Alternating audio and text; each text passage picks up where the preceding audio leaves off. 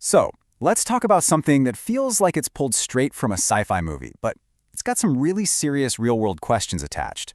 We're talking about human cloning. Okay, picture this. You've got a star athlete, a brilliant mind, and then, out of nowhere, tragedy strikes. It sounds like the beginning of a movie, right? But this is actually the setup for a huge ethical puzzle. All right, first up, a perfect specimen. Let's dive into the hypothetical person at the heart of all this. So, who are we talking about? Well, the candidate profile is pretty impressive. We've got a 27-year-old guy, he's a consistent honor student, and an excellent gymnast. I mean, this guy's got it all, brains and brawn. The kind of person you'd think of as, well, perfect. But then, things take a horrible turn. He'd been having headaches, what everyone thought were just migraines. But one day, it's a severe headache. He vomits. He's rushed to the hospital. And just like that, he falls into a coma. All of that incredible potential just hanging in the balance. And it's right here, in this moment of crisis, that a really radical idea comes up. What if they could clone him? This leads us straight to the cloning question. So let's just pause on this for a second.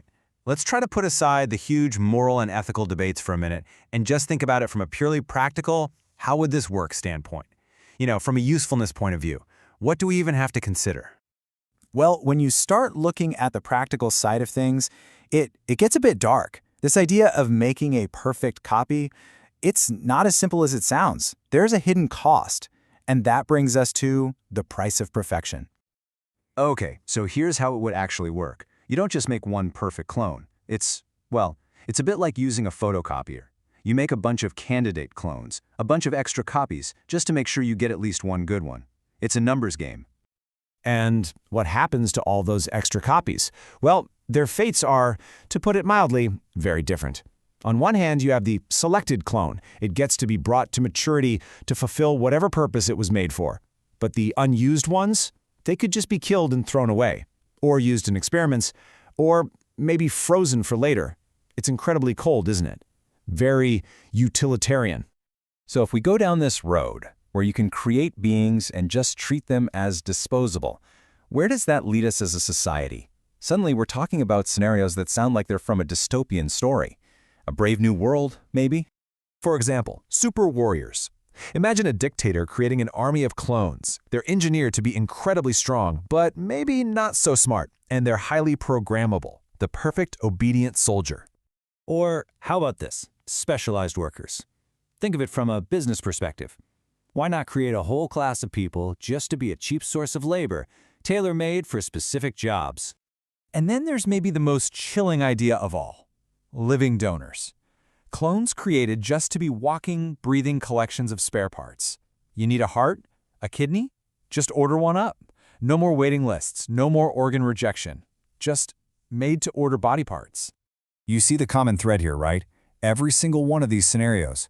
Super warriors, workers, living donors, they all depend on one core idea, that clones are seen as less than human. They're not people, they're products, they're tools. And that brings us right to the absolute core of the problem, beyond all the sci-fi stuff. It's about a fundamental human right. It's about the clone's consent. Okay, so what is free and informed consent? It's a cornerstone of modern medicine. It basically means that before any procedure, you have to be told everything. The purpose, the risks, the benefits, the alternatives. And most importantly, you have to be completely free to say yes or no without any pressure. Which brings us to this final, powerful thought. One can only wonder how any clone could consent, having been manufactured in the first place simply to be used. I mean, just think about that. How can a being who is literally manufactured for a purpose, to be a soldier, to be a worker, to be spare parts, ever truly give consent? Their whole existence is built on being used by someone else. Does the very act of creating them in this way make consent impossible from the start?